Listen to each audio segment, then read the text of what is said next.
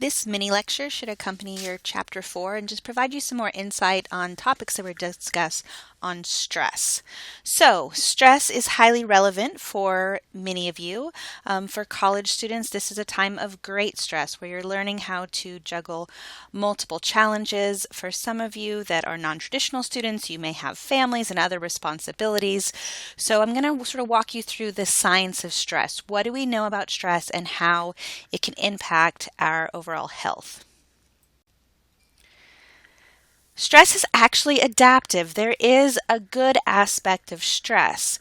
So we know that stress is necessary for survival and it can actually propel you forward into taking action on something that is stressing you. So I have provided you a documentary for this topic by Robert Sapolsky.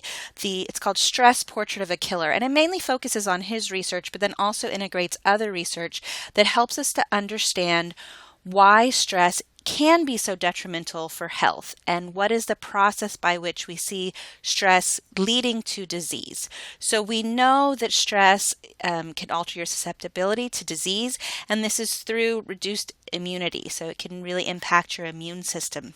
Stress can also obscure some symptoms that you may have. You may attribute it to something else. This can reduce your compliance to different kinds of treatments, and you can also activate some maladaptive behaviors in an attempt to cope. So we'll talk a little bit more about this in our next mini lecture on stress and coping.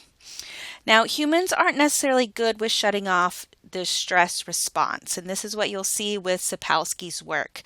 One of my favorite quotes from Sapolsky, he talks about how a zebra wouldn't understand why you're feeling the same type of stress as they do when they're running for their lives as when you are dealing with sitting in traffic or public speaking. So humans have some maladaptive ways that we are using this stress response.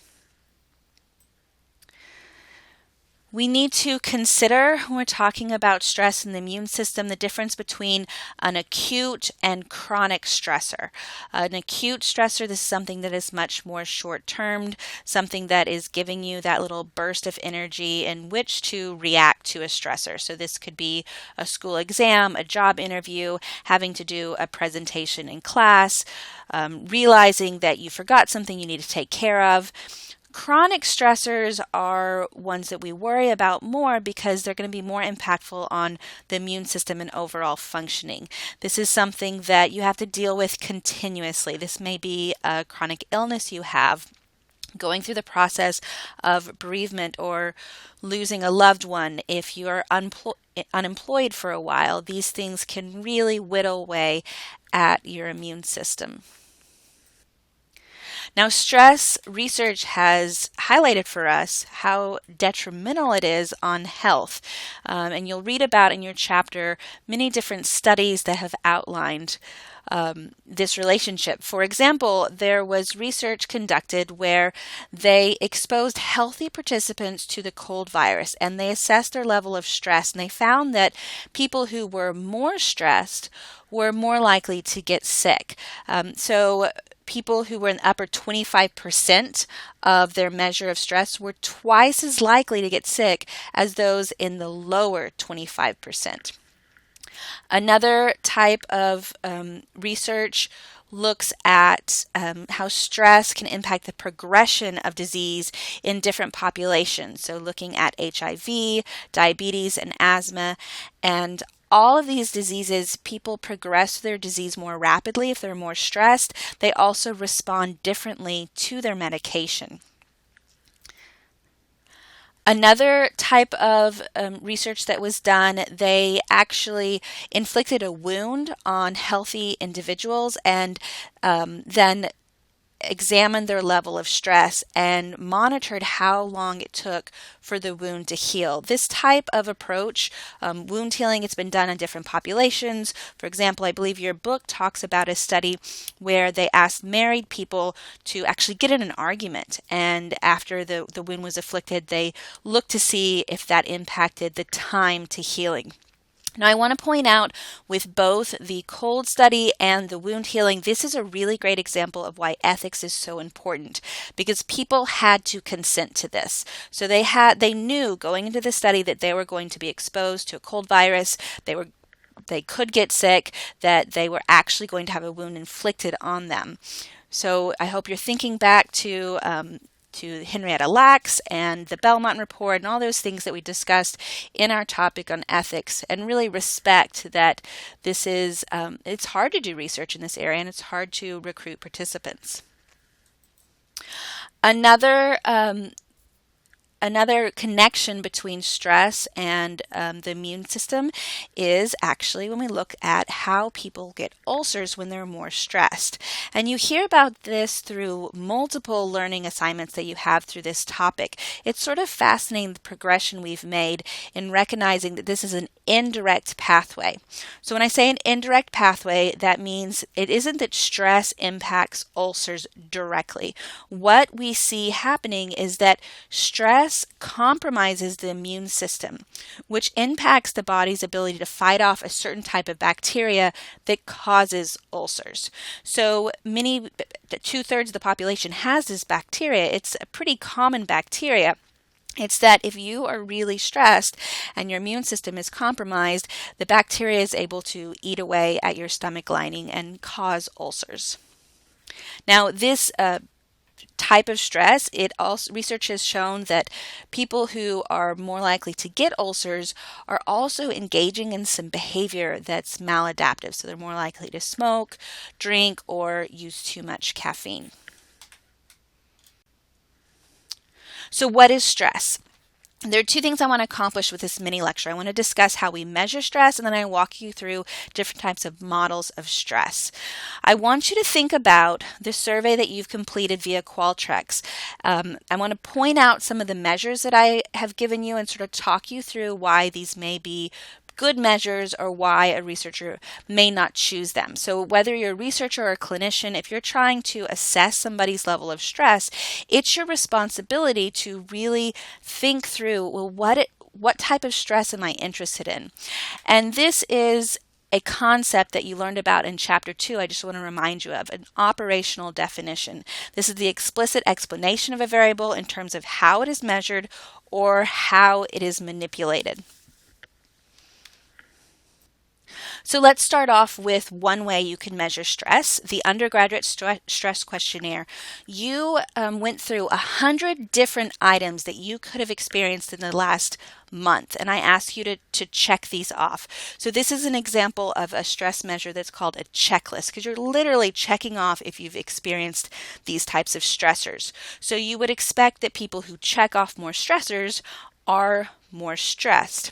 However, one critique of this approach is that if you're evenly weighting these, if you're literally just counting them up, then you might equate the death of a loved one being of similar stress magnitude as doing badly on a test. And we know that that's not true. So it's not really helping us to weigh when things may be more stressful than others. It's also not helping us to understand how people interpret their stress. So what is their perception?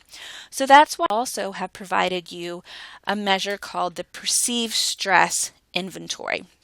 So this was 14 questions. It was asking you in the last month how often you have been upset because something happened to you unexpectedly. How often did you feel you were unable to control the important things in your life? So you think, see, this is much different than the undergraduate stress questionnaire because it's actually looking at your perceptions. So let's sort of walk through these different ways that you can measure stress. And these are the ways that were outlined in your book. And I want to sort of point out, map these on to some concepts we've already discussed in this class. So when we talk about significant life events or daily hassles, you can think about that stress checklist, that undergraduate stress checklist. Literally, have you had to deal with a technology problem? Were you stuck in traffic? Are you currently going through a divorce or dealing with the death of the loved one? These types of things would relate to your stress level. Now, we also need to consider things like environmental stressors, and these might differentiate between how people are doing. So your book talks about living in a really noisy climate or a very crowded climate. These types of environmental stressors can sort of whittle away and cause some health responses. Catastrophes are something that can impact the immune system. Obviously, those could be identified as a significant life event. So if you were doing research on people surviving a tsunami or surviving a hurricane, people who lived through 9/11, all of these things we would expect to see some responses. And I believe your book discusses, in fact, how people responded to 9/11 in terms of we saw an increased rate of PTSD. Now, I want to point out with both environmental stressors and catastrophes, this would be a really rich opportunity to use a quasi-experimental design. So remember, with a quasi-experimental design, you can compare different groups. We can't randomly assign people to experience an environmental stressor or a catastrophe, but there's research that compares groups, for example, that live in a really crowded environment versus some that live in a rural area, and see how they're functioning in terms of health. In terms of catastrophes, I actually have a friend who looked at post 9/11 how older adults felt stressed by terrorism compared to younger adults. So we can see this is a really nice way that we could apply that quasi-experimental design. I also want to point out, if you're looking at catastrophe or work stressors, these are great for looking at something longitudinally. So we want to see how people respond to this over time. And in fact, the research I was just telling you that my friend conducted on 9/11, it was really an interesting data set because they were already looking at stress compared to older and younger individuals, and then 9/11 happened. So it was this really wonderful prospective design where they could then follow them over time while they had this initial baseline of how they were doing prior to the catastrophe. With a work stressor, it would be important to follow people over time because that's where you can look at things like burnout. If they just consistently are showing a lack of engagement in their work or a lack of satisfaction. You could also look at lack of control, and does this shift, does this change, and how does that impact their overall stress?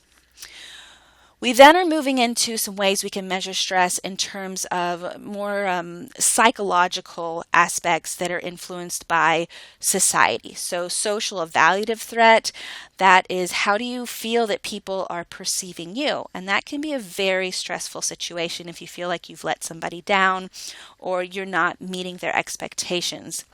Same thing if we look at overload or role overload. So your book discusses in terms of, for women, role overload if they are trying to balance work and family, and that can be difficult. You could also think in terms of role expectations for men if they feel like their masculinity is compromised. So these are things that map on to that macro level societal belief. So think about Bronfenbrenner's bioecological model and the macro system. That's that very external aspect of his concentric circles, and it is focusing on what society believes. And we can see that different societies are going to believe different things. So in fact, when you watch your documentary on Happy, you're going to be introduced to a really sad situation in Japan, where there's actually a term for when people work themselves to death,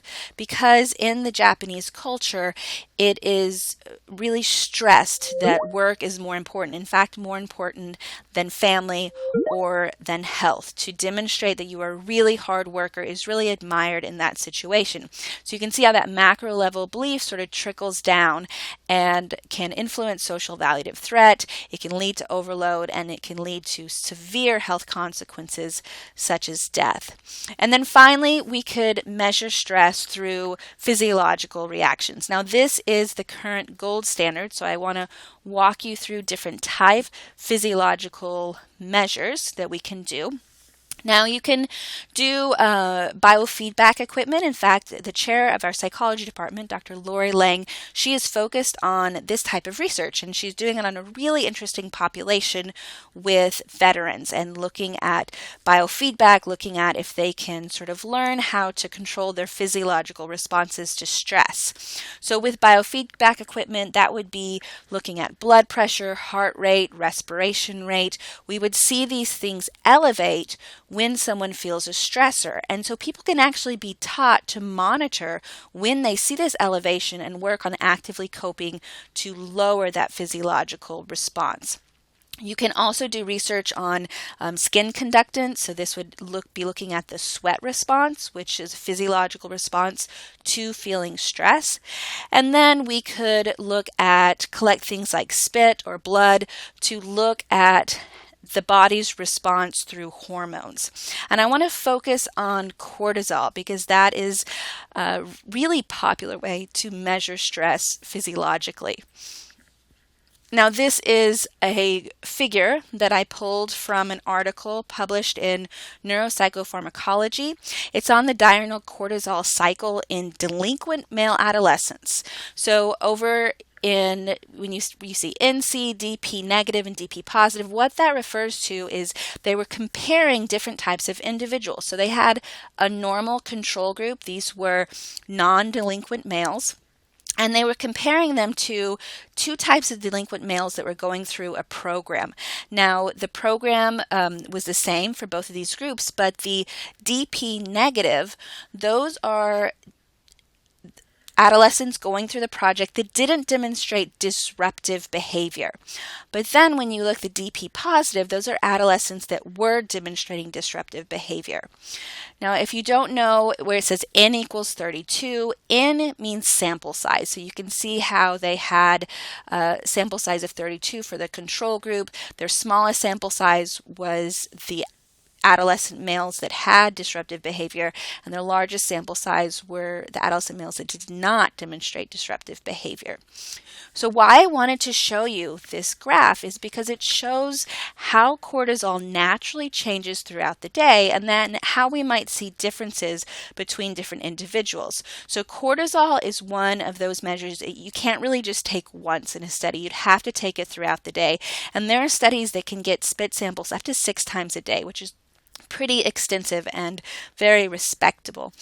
So when we see what was happening in this population, and it looks like they had 6 measures across a day. First, you see what is called the awakening response. There's a natural peak in cortisol right when you wake up. Now, remember back that stress isn't necessarily bad. So that initial peak can be thought of as it's getting you out of bed, it's getting you ready for the day, you're ready to go and tackle the world. Now, let's see what we see a difference between these different groups. We see that the control group has the highest peak. Now, what does that mean? That's actually good, even though you would think, well, why do they have more cortisol? Are they feeling more stressed? It's not only that we'll see a spike in cortisol when you're feeling a stressor, but then we have to see how it naturally progresses across the day. And you would want to see that nice variation. So the control group is showing more variation across the day. The two groups that are in this program for delinquency, and especially the group that is showing this disruptive behavior, they have a much flatter slope. They're not showing as much variation. And this would suggest that they are under much more chronic exposure. And the chronic exposure is muting their cortisol levels across the day. This is a great example of a study that could use ecological momentary assessment that was discussed in your chapter. EMA studies, they have to look at people at multiple times across the day. And this can be done through texting. They might get a text that they need to fill out some surveys, through the beeper studies where they actually would have to wear a beeper and it would beep them that they need to fill out or spit into a tube, so they have this cortisol. It's a very intensive but really important type of study when you're looking at these types of physiological responses. Now, this cortisol response, it brings up a really important point that we have to take into account individual difference factors. So this magnitude and trajectory of stress in your life, it's going to depend on individual differences. First, we need to think about genetics. Some people might be genetically more susceptible to not handling stress well. You also are going to have different periods of time in your life, maybe if you've been sick for a while, that could compromise your ability to respond well to stressors. Drug and alcohol use is very concerning, especially for adolescents and emerging adults. For example, for adolescents and emerging adults that are engaging in coping through chronic marijuana use, that can actually lead to long-term implications in how their brain and body responds to stressors, and it can cause difficulties later in life, even when they stop using this drug at a above moderate level. So you can see all these things we need to take into account. And when we're doing stress research, we can't assume that everybody is going to experience stress in the same way, that they're going to respond in the same way, and this can make this type of research really difficult.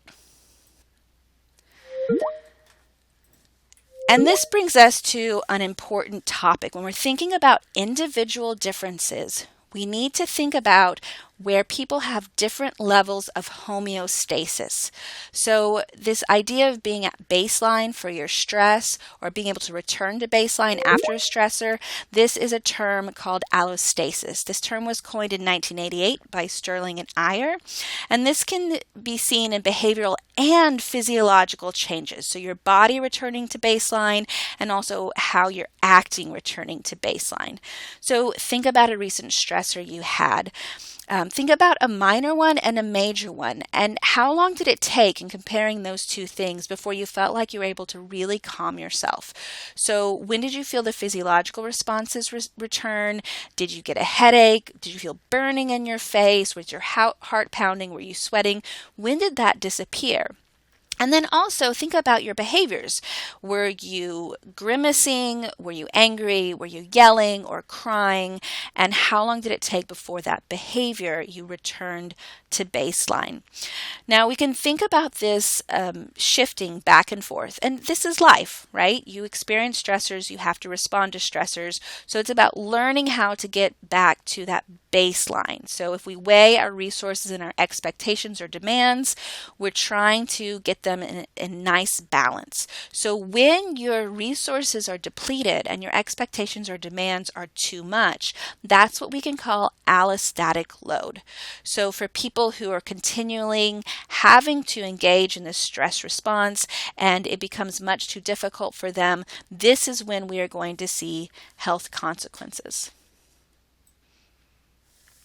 Allostatic load, we can see there are 4 different ways that you could get there. One is just repeated exposure. Another is a failure to adapt, so not having coping mechanisms to try to tackle those exposures to stress. If you can't remove the allostatic response after stressors is gone, and I'm sure many of you have felt this, where you're thinking, why am I feeling anxious? There's really not anything to feel anxious about at this time, and you just can't shut off that allostatic response. And then finally, if you have an inadequate response to an allostatic system. So this is when a stressor happens and your body should be changing. Now think about the graph I showed you on cortisol. This is a perfect example of those delinquent adolescents where they're showing poor cortisol response. So they're actually showing an inadequate response to allostatic systems. So they may not have that natural peak in cortisol after a stressor. So this brings us to some different models of stress. First, I want to start with Célier's view. This is the general adaptation syndrome. And this is a very biological or physiological model of how people adapt to stress. This walks you through the different phases the body's going through, where you start off with homeostasis, and in phase 1, this is so you're at baseline, and then there's a stressor. And so you're compensating. You're trying to get that balance between your resources and your expectations. Now, if you cannot achieve that balance, you're going to move into this resistance phase where maybe you're overcompensating and could lead to a decompensation phase, and that's where we would really see illness and, in the worst case, death, when you're not able to return back to baseline. Now you can see this is a pretty old view and very based on biology. So let's look at the transactional model that's much more psychological. It's focusing more on your emotional process, and this is the more contemporary view.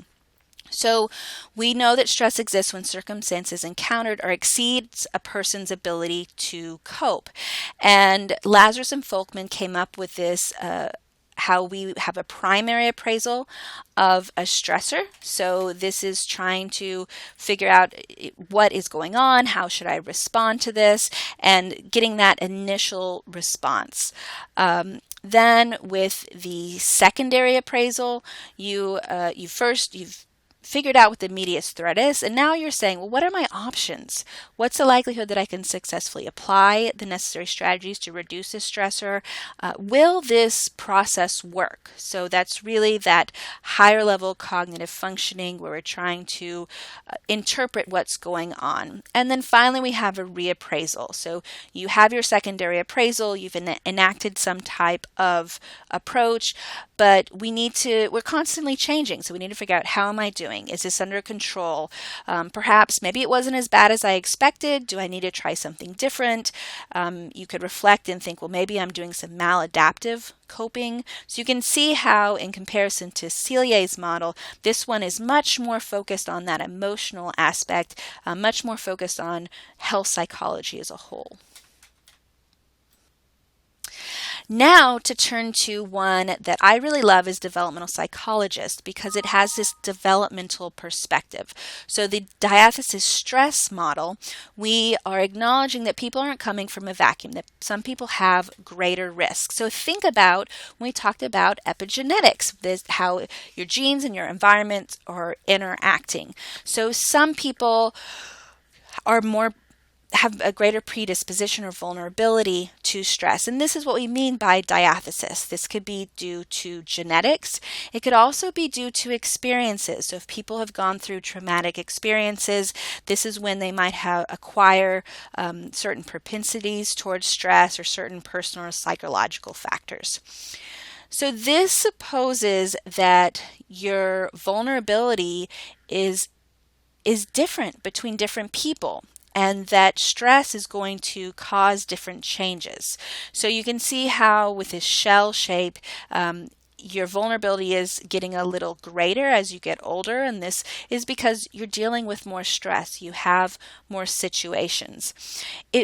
This model brings up a really good point in terms of measurement difficulty for stress, namely that life events are inconsistent. So if we look at that undergraduate stress questionnaire, it's not necessarily related to illness because it depends on the person. It depends on their actual perception, their vulnerability, their immune system. Some people have naturally weaker immune systems than others. So when we look at the correlation between our class in terms of perceived stress and the undergraduate stress questionnaire, there's a chance that they won't be correlated. And this could explain why. Because we aren't doing these higher statistical analyses that would take into account individual differences in vulnerability. Alternatively, I think this is a good way that we can think about the straw that broke the camel's back. That's a phrase that people use a lot where you say, there was all this stuff piling up on me, and then there was this one last little thing, and I just couldn't handle it. A great example of allostatic load, and how some research is suggesting that major life events aren't as stressful as daily hassles. So we've come back full circle to the importance of choosing your operational definition very carefully when you're looking at stress. So let's apply this to you. This is you're at a point, many of you in your life, where you're transitioning into emerging adulthood. You're transitioning to being more independent. And this process of learning how to deal with greater and greater stressors in an effective way, that's what you're living right now. And I know some days we wake up and we just don't want to adult. We don't want to have to deal with this. In the college years, I just want you to recognize and be proud of how you're learning to live on your own, making your own decisions, handling more and more responsibilities and challenges. You're being tackled to face what you're good at and also where you aren't as skilled, and persevere through these challenges. So this is a great time of personal growth. It's really helpful to learn skills to regulate emotions. These are ways, coping is a way that we can function much better in adulthood. So I hope looking forward to looking more into coping in the next topic, and we can think about clinical implications from stress. So put on that health psychology, that more applied view. We know we need a respite from stress. You need to take a break. We also need to start to create awareness of how we react. We all have different psychosomatic reactions to stressors, and I'm sure as you're pushing yourself harder and harder in adulthood, you're going to see where your breaking point is and how you typically react. We need to treat ourselves and others well so our body can take care of itself, since we know there's such a clear connection between stress and health. And this is also an important time to understand our personal limitations and vulnerabilities to stressors and recognize, so thinking about that reappraisal phase, recognize when you're approaching something in maybe not the most effective way. So I look forward to teaching you a little bit more about these different coping styles, and hopefully this might provide some personal insight for you.